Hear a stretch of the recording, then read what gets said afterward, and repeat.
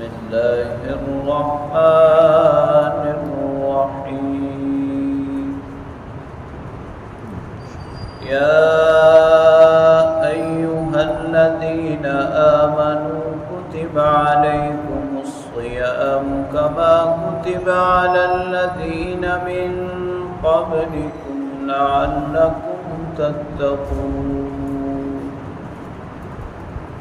أياما معدودات فمن كان منكم مريضا أو على سفر فعدة من أيام أخر وعلى الذين يطيقونه فدية طعام مسكين فمن تطوع خيرا فهو خير له وأن تصوموا خير لكم إن كنتم تعلمون صدق الله وصدق رسوله النبي الكريم۔ سورہ بقرہ کی آیت نمبر 183 اور 184 کی تلاوت آپ نے سماعت کی۔ ترجمہ سماعت فرمائیں۔ یا ایھا الذین آمنوا، اے ایمان والو، کتب علیکم الصیام، روزے تمہارے اوپر فرض کیے گئے ہیں، کما کتب علی الذین من قبلکم، جیسے تم سے پہلے لوگوں پر فرض کیے گئے تھے، لعلکم تتقون، تاکہ تم پرہیزگار ہو جاؤ۔ ایام معدودات، یہ گنتی کے دن ہیں۔ فمن کان منکم مریضا او علی سفر، پس جو شخص تم میں سے بیمار ہو یا سفر میں ہو، فعدۃ من ایام اخر، وہ یہ گنتی دوسرے دنوں میں پوری کر لے۔ وعلی الذین یطیقونہ فدیۃ طعام مسکین، اور وہ لوگ جو طاقت رکھتے ہیں ان پر ایک مسکین کا کھانا بطور فدیہ ادا کرنا ہے۔ فمن تطوع خیرا فہو خیر لہ، پس جو خیر میں آگے بڑھے تو اس کے لیے زیادہ بہتر ہے۔ وَأَن تَصُومُوا خَيْرٌ لَكُمْ، اور یہ کہ تم روزہ رکھ لو یہ تمہارے لیے بہت بہتر ہے۔ ان کنتم تعلمون، اگر تم جانتے ہو۔ قصاص اور وصیت کے احکام اور مسائل کے بعد روزے کے احکام بیان کیے جا رہے ہیں۔ ان آیات کا ترجمہ اور تفسیر رمضان المبارک میں ہم اکثر سماعت کرتے ہیں اور پڑھتے ہیں۔ پہلی آیت کریمہ میں روزہ سے متعلق 3 بنیادی باتیں بیان کی گئی ہیں: روزے کی فرضیت، روزے کا پس منظر اور اس کی تاریخ، اور روزے کا مقصد۔ دوسری آیت کریمہ میں کچھ تفصیلی احکام ہیں۔ سب سے پہلے اللہ کریم نے فرمایا کہ تمہارے اوپر روزے فرض کیے گئے ہیں۔ یہ فرض روزے صرف رمضان کے ہیں، اور ساتھ ساتھ یہ بات بیان فرما دی کہ روزے صرف تمہارے اوپر ہی فرض نہیں کیے گئے بلکہ تم سے پہلے لوگوں پر بھی روزے فرض تھے۔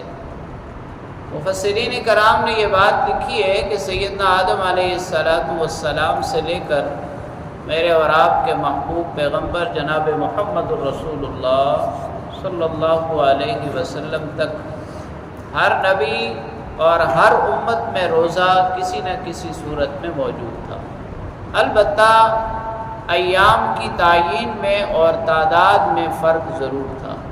نبی پاک صلی اللہ علیہ وسلم مکہ مکرمہ میں ہر مہینے 3 روزے رکھا کرتے تھے، اور اسی طرح محرم کا روزہ بھی رکھتے تھے۔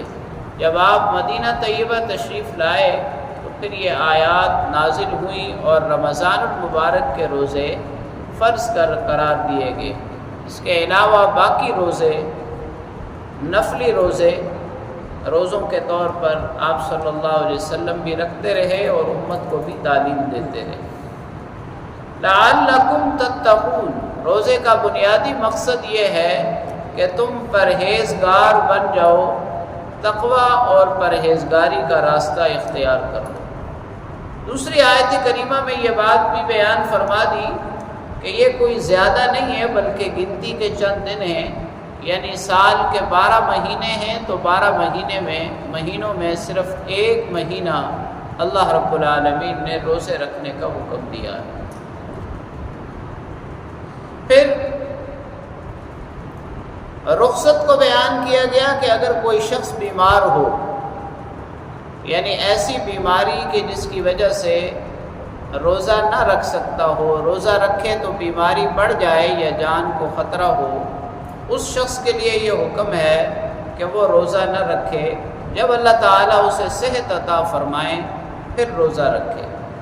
اسی طرح جو شرعی مسافر ہو، اگر وہ بھی روزہ چھوڑنا چاہے تو اس کے لیے بھی رخصت ہے کہ وہ بھی روزہ نہ رکھے، لیکن یاد رکھیں بیمار ہو یا مسافر دونوں پر یہ لازم ہے کہ وہ دوسرے دنوں میں قضا پوری کرے، یعنی بیماری کی وجہ سے اور سفر کی وجہ سے مکمل طور پر روزہ چھوٹ نہیں جاتا بلکہ اس کی قضا لازم ہوتی ہے۔ اگلے جملے میں وہ حکم بیان کیا گیا ہے جو روزے کی فرضیت کی ابتدا میں تھا، اگلی آیت کریمہ سے اس کو منسوخ کر دیا گیا کہ اگر کوئی آدمی طاقت رکھنے کے باوجود روزہ نہ رکھے تو وہ فدیہ دے سکتا ہے، اگر فدیہ دے دے گا تو اس پر روزہ نہیں رہے گا۔ لیکن یہ جیسے میں نے کہا کہ یہ حکم اگلی آیت کریمہ سے، اس کے ساتھ ہی آیت نمبر 185 سے اس کو منسوخ کر دیا گیا۔ یہ ابتدائے اسلام میں حکم تھا، چونکہ روزہ رکھنے کی عادت نہیں تھی، اس لیے یہ رخصت اور ڈھیل دی گئی کہ باوجود طاقت کے اگر کوئی آدمی فدیہ دینا چاہے تو فدیہ دے دے۔ اور یہ حکم بعد میں صرف ان لوگوں کے لیے باقی رہا کہ جو ادھیڑ عمر میں ہیں اور انہیں صحت کی امید نہیں ہے اور وہ روزہ بھی نہیں رکھ سکتے، تو وہ فدیہ دے دیں، ان کی طرف سے فدیہ قبول کیا جائے گا۔ اور آخر میں اللہ کریم نے پھر فرمایا کہ روزہ رکھنا سب کے لیے بہتر ہے۔ اس میں دو چیزیں آ گئیں، ایک تو حالت سفر میں اگر مسافر روزہ رکھ لے تو اس کے لیے بہتر ہے، اور اسی طرح یہ فدیہ کی رخصت اور چھوٹ ابتدا میں تو دی گئی تھی، لیکن اس میں بھی روزے کا رکھ لینا ہی زیادہ بہتر ہے۔ اللہ کریم سے دعا ہے اللہ تعالیٰ کلام پاک کو پڑھنے، سمجھنے اور اس پر عمل کرنے کی توفیق نصیب فرمائے۔